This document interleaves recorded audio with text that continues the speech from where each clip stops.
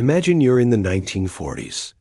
You look up at the sky, and instead of birds, you see planes, lots of planes, giant flying tanks, buzzing death machines, and pilots pulling off stunts so insane they'd make Top Gun look like a Sunday picnic.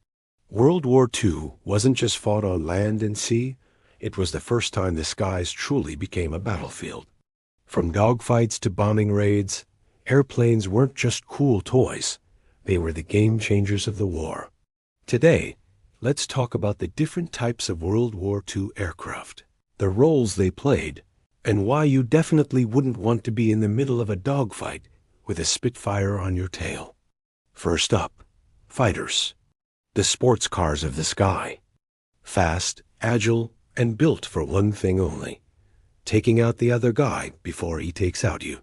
The British gave us the legendary Spitfire, sleek, beautiful, and responsible for winning the Battle of Britain. On the German side, there was the Messerschmitt Bf 109, fast, deadly, and very hard to pronounce. Next up, America. They brought the P-51 Mustang, an absolute powerhouse that could escort bombers deep into enemy territory and still have enough fuel left to head home for tea. Dogfights between these aircraft were like the Formula One of the skies, except the loser didn't just go home. They went down in flames. Now let's move on to the bombers, the heavy lifters. These weren't about speed. They were about dropping more explosives than you thought humanly possible. The Americans had the B-17 Flying Fortress, which was basically a flying tank with wings, bristling with machine guns. It could take so much damage, you could practically cut it in half, and it would still limp home. The British fielded the Avro Lancaster, famous for the daring Dambusters raid, where they bounced bombs across water like deadly skipping stones to blow up German dams. Meanwhile, the Germans had the Henkel He 111, sleek but vulnerable. And the Japanese introduced the Mitsubishi G4M, which Allied pilots nicknamed the Flying Lighter because it went up in flames so easily. Not a nickname you want. Next, we have the dive bombers planes that screamed out of the sky like banshees.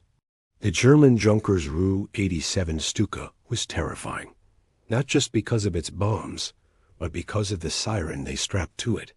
That scream wasn't an accident, it was psychological warfare, designed to scare the living daylights out of anyone below. Mission accomplished. The Allies had attack planes too, like the American Douglas SBD Dauntless, which helped sink 4 Japanese carriers at the Battle of Midway. Proof that sometimes slow and steady dive bombers win the war. It wasn't all about fighting. Some planes did the unglamorous but vital job of hauling stuff. The Douglas C-47 Skytrain dropped paratroopers on D-Day, carried supplies, and basically acted as the Uber of World War II. Without transport aircraft, you don't get soldiers, food, or ammunition where they need to be. And good luck winning a war on an empty stomach. By the late war, technology went into overdrive. Enter the jet age. Germany rolled out the Messerschmitt Me 262, the world's first operational jet fighter. It was ridiculously fast and way ahead of its time. But here's the problem. They introduced it too late. Fuel was scarce and pilots were undertrained. So while it was revolutionary, it wasn't enough to save the Luftwaffe. Meanwhile, radar, better engines, and new tactics all pushed aviation into the future. World War II was basically the launchpad for modern air power. So, what do we learn from all this? World War II in the skies wasn't just about machines. It was about speed, innovation, and sometimes pure guts. Fighters danced in deadly duels, bombers rained destruction, and transport planes kept armies alive. And while some planes were legends, others were flaming disasters literally. This is us.